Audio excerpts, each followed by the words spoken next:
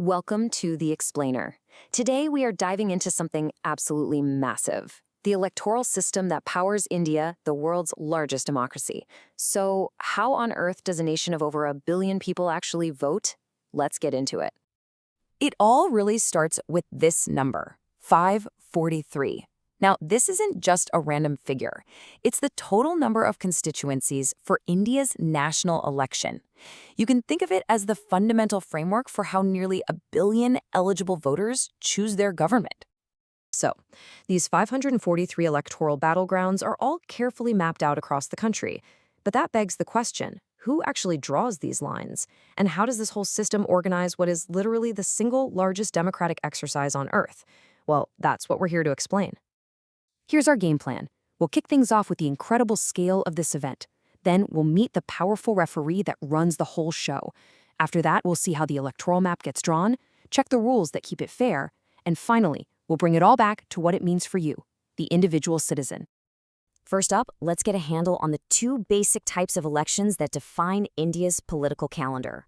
Now, they might seem similar, but their purpose is actually pretty different. So the main event is the general election. This is the big one. It happens every 5 years, when the term of the national or state government ends. The whole country, or an entire state, goes to the polls all at once to elect a new legislature from scratch. And then you have the by-election. This is a much more specific, localized election.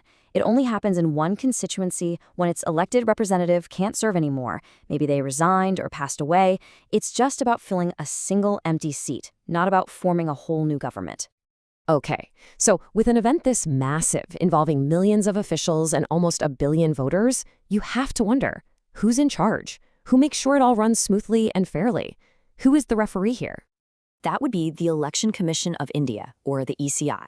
And this is not just any old government department. It's an autonomous body set up by the Constitution itself, and it's designed to be completely independent to make sure it's impartial. You know, the sheer scope of the ECI's authority is pretty remarkable. It doesn't just watch the game, it sets all the rules. The ECI prepares the voter lists, it decides when elections happen, it allocates official party symbols, and it enforces a really strict code of conduct. And if anything goes wrong, it has the ultimate power to just nullify the results and order a complete do-over. So we have the referee, but what about the playing field? I mean, how do you take a country of over 1 billion people and divide it up so that everyone can vote for their own local representative? The answer is the electoral constituency. Just think of it like an electoral district. The entire country is carved up into these geographic areas, and all the voters in each one elect a single person to go and represent them. This really shows the two main levels of representation. For the national elections, that's the Lok Sabha, you vote for a member of parliament, or an MP, who represents you in Delhi. But for your state elections, the Vidhan Sabha, you vote for a member of the Legislative Assembly, an MLA, who serves in your state's capital. Now, the number of these state constituencies is not the same everywhere. It's all based on population. That's exactly why a huge state like Uttar Pradesh has 403 assembly seats, while a much smaller state like Sikkim has just 32. It's all about proportional representation. So this brings us to a super important point. This process of drawing and redrawing the maps is called delimitation. Its entire purpose is to make sure that each constituency has, roughly, the same number of people.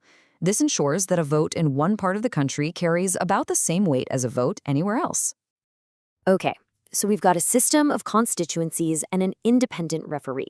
But what makes an election truly democratic? What's the test that proves the system is actually healthy? Well, these are the vital signs of a healthy democracy. Elections have to be held regularly. Every single adult citizen must have the right to vote. There has to be genuine choice between parties. And maybe most importantly, the people in power have to face a real possibility of losing. The fact that ruling parties in India frequently lose power is a strong indicator of a truly competitive system. To protect these principles, India uses several key tools. Electronic voting machines, or EVMs, are used to secure the voting and counting process. Independent observers are sent out to watch for any malpractice. And get this, the ECI even takes temporary control of local administration during the election period, just to make sure the government machinery stays neutral. So, do people actually believe in this system? The numbers suggest a loud and clear yes. Voter turnout in national elections regularly goes over 60%, and that's a figure a lot of established Western democracies would struggle to hit. This high level of participation signals a pretty deep public faith in the process itself.